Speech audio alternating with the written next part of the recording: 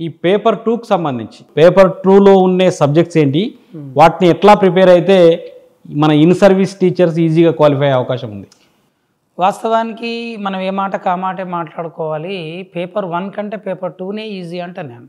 Okay. ఎందుకంటే paper 1 అనబడేదేమో అన్ని subjects చదవాలి. అది ఎంత చిన్న బుక్ అయినా 3rd class to 8th class వరకు చదవాలి.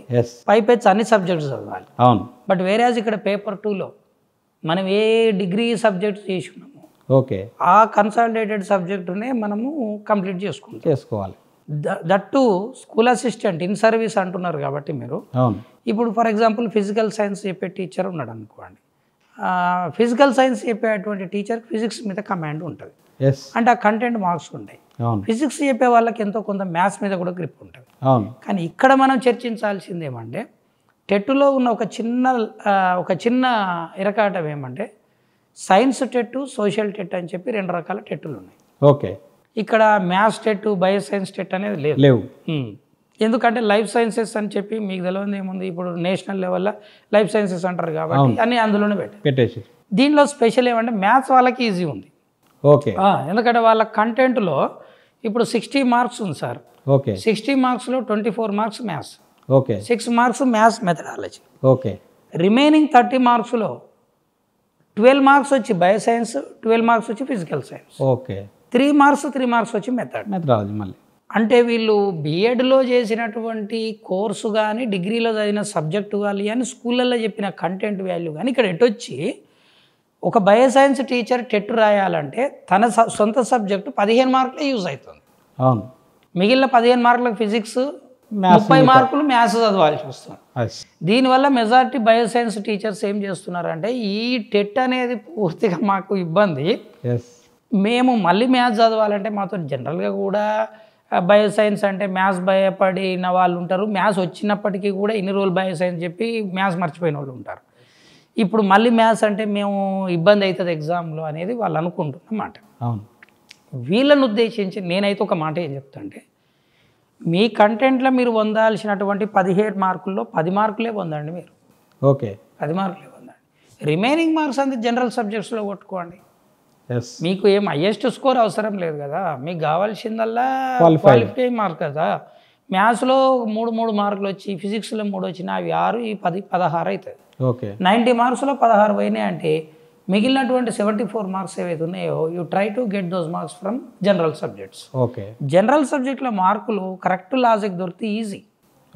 ఇంకా మళ్ళీ మాట్లాడాలంటే ఆ మ్యాథ్స్ మీద ఫిజిక్స్ మీద మీరు సబ్జెక్టు అటెన్షన్ పెట్టే బదులు divert that time for this పెడితే అయిపోతుంది, ఈజీగా అవుతుంది. సోషల్ స్టడీస్ అంటే వాళ్ళకి ఇంకా ఈజీగా టెట్ వాళ్ళు చెప్పే సోషల్ ఏది ఉందో అదే ఎగ్జామ్ జనరల్ సబ్జెక్ట్స్లలో ఉంటుంది, ఈజీగా కూడా సక్సెస్ కావచ్చు. అది పెద్ద విషయం ఏం కాదు. ఓకే. సరే, ఈ పేపర్ 1 కానీ పేపర్ 2 కానీ స్పెషల్గా మన సబ్జెక్ట్ తమరు కీలకంగా బోధించే ఈ సైకాలజీ ఓరియంటెడ్లో చూస్తే ఈ దీంట్లో ఇంపార్టెంట్ అంశాలు ఏంటి, మంచి మార్కులు సాధించాలంటే వాళ్ళు పాటించవలసిన మార్గం ఏమిటి? గత సుదీర్ఘకాలం అంటే 2003 నుండి సైకాలజీ అనే సబ్జెక్ట్ను బోధిస్తున్న సందర్భంలో అప్పుడు డిఎస్సిలో ఉండేది, అవును, తర్వాత టెట్లో భాగమైంది. ఇందులో నేను గమనించింది ఏమి రెడ్డి గారు అంటే మెజారిటీ స్టూడెంట్స్ ఏం చేస్తున్నారంటే దీన్ని బట్టి పద్ధతిలో కానీ భయపడి కానీ చదువుతారు ఒకటి. ఓకే. రెండవది కొన్ని స్పెషల్ క్వశ్చనరీ కొన్ని టెస్ట్ సిరీస్ల మీద డిపెండ్ అయి చదువుతున్నారు. ఏ రకమైన సబ్జెక్టుకైనా అది ఉంటుందేమో కానీ ఇది అదృష్టమో దురదృష్టమో సైకాలజీలో లాస్ట్ టైం వచ్చిన క్వశ్చన్ ఈసారి టెట్లో రావట్లేదు. ఓకే. ఇప్పుడు వచ్చింది నెక్స్ట్ టైం కూడా రావట్లేదు. రెండవది ఏమంటే ఇది కంప్లీట్ అప్లికేషన్ ఓరియంటెడ్ ఉంటుంది. కాబట్టి నా సిన్సియర్ అడ్వైజ్ ఏమంటే దీంట్లో స్కోరింగ్ పెంచుకోవాలి అంటే దీనిని చదివేటప్పుడే అప్లికేషన్ ఓరియంట్ చేసుకుంటూ చదవాలి. అందులో కూడా మార్క్స్ వెయిటేజ్ ఎక్కడ అని మీరు అడిగిన సూటి ప్రశ్నకు అభ్యసనం అనేటువంటి దాంట్లో మనకు 12 మార్క్స్ ఉంటాయి. ఓకే. ఇప్పుడు మనకు వచ్చే 30 మార్క్స్లో 12 మార్క్స్ లెర్నింగ్ ఏరియా నుంచే వస్తాయి. ఓకే. అవన్నీ అప్లికేషనే ఉంటాయి. అభ్యసనం నుంచి ఎక్కువ వస్తాయి, అందులో నుంచి అప్లికేషన్ ఉంటాయి, అందులో డౌట్ లేదు. ఓకే. ఇక 30 మార్క్స్లో ఒక 10 మార్కులు ఏం నా డైరెక్ట్ క్వశ్చన్స్ వస్తాయో కానీ 20 మార్క్స్ అప్లికేషనే ఉంటాయి. ఓకే. మరి ఎట్లా ఇప్పుడు దాంట్లో మార్క్స్ సాధించాలంటే ఎట్లా ఇది, ఎందుకంటే ప్రిపేర్ అవుతున్న వ్యక్తికి జీవన్ మరణం. ఇప్పుడు నాకు సబ్జెక్ట్ వచ్చు కాబట్టి నేను ఈజీగా చెప్పగలుగుతాం. ఈజీ చెప్తావు. రాని వ్యక్తి ఉంటాడు, పుస్తకం కొత్తగా ముందు పెట్టుకుంటాడు, అయోమయంగా ఉంటుంది, థియరిటికల్ పదాలు అర్థం కావు. ఎట్లా దీన్ని అంటే ఒక అంశాన్ని చదివేటప్పుడు చిన్న ఉదాహరణ పూర్వ బాల్య దశ గురించి చెప్తూ ఉంటుంటాను. పూర్వ బాల్య దశ అన్నప్పుడు సబ్జెక్ట్ అడిగారు కాబట్టి ఇప్పుడు నేను మాట్లాడాల్సి వస్తుంది. ప్రశ్నోత్తరాల దశ అని, అన్వేషించే వయసు అని, ఆత్మభావన దశ అని, క్రీడా దశ అని, ఓకేనా, గాయాల పరంగా ఇబ్బందులు పడే దశ అని, ప్రమాదాల దశ అని, వాగుడుకాయ దశ అని ఉంటాయి. ఓకే. చాలామంది ఏం చేస్తారంటే దీనిని బట్టి పట్టుకుంటుంటారు అనమాట. ఇట్లా కోడ్స్ పెట్టుకుంటుంటారు, అవసరం లేదు. ఓకే. ఇంట్లో ఉన్నటువంటి ఒక చిన్న 2 నుంచి 5 సంవత్సరాల పిల్లగాని మనం మైండ్లో పెట్టుకుంటే, ఓకే, ఆ పిల్లవాడు మెట్లెక్కేటప్పుడు అంచనా లేక, ఇప్పుడు ఏ పూర్వబాల్య దశ పిల్లవాడిని చూడండి, కొన్ని 1-2 దెబ్బలు తగిలే ఉంటాయి. ఉంటేనే వాడు కరెక్ట్ ఆడుకున్నట్లెక్క, అంతే. లేదంటే మన స్వేచ్ఛ వదిలేయలేదని అర్థం. వాడు ఏది అడిగినా తెలియక, ఈ ప్రకృతి మీద, ఈ చుట్టూన్న పరిసరాల మీద వానికి అవగాహన తెలియక, ఫర్ ఎగ్జాంపుల్ ఇక్కడ మనం ఈ స్టూడియోలో వాళ్ళకి కనిపించకపోవచ్చు కానీ ఒక చెట్టు ఉంది, ఈ చెట్టు ఆకులు ఎండిపోతలేవు, మరి బయట ఉన్న చెట్టు ఆకులు ఎండిపోతున్నాయి. మనమేమో తెలిసిన వాళ్ళం కాబట్టి చూడం, వాడు పరిసరాలకు స్పందిస్తాడు. ఈ చెట్టాకు ఎండిపోతలేదమ్మా, ఇది ఎందుకు ఎండిపోతుంది, ఇట్లా ఎందుకయిందమ్మా అని దాని చెట్టును పాపలాగా చూస్తాడు వాడు. ఓకే, చెట్టును పాపలాగా చూస్తాడు.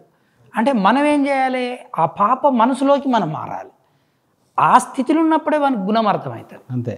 అప్పుడు పూర్వబాల్య దశ అంటే ఏందన్నప్పుడు మనం మంచిగా ఇన్వాల్వ్ అయ్యి, ఓహో ఈ దశలో ఉన్న పిల్లలు ఇట్లుంటారు. మరి అలాంటి వాడు ఏం చేస్తాడంటే టీవీలో వచ్చే టామ్ అండ్ జెర్రీకి కూడా ప్రాణం ఉందనుకుంటాడు. అవును. అందుకని వాడు కామిక్ కథలు చూసేటప్పుడు ఏంటంటే తినేది కూడా ఆపి అలర్ట్గా అయిపోయి వాడు దాని దగ్గర ఎగబడి చూసి ఎంజాయ్ చేస్తుంటాడు. ఇలాగా ఉంటుంది వాని నేచర్, అంతే. ఇప్పుడు ఇది ఫిక్స్ చేసుకుంటే ఎగ్జామ్లో క్వశ్చన్ వస్తుంది.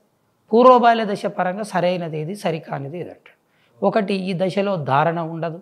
2 ఇది ప్రశ్నోత్తరాల దశ. 3 పరిసరాలను పూర్తిగా ఏకాగ్రతను ఉనర్చేటువంటి శక్తి ఇంకా వారికి రాలేదు.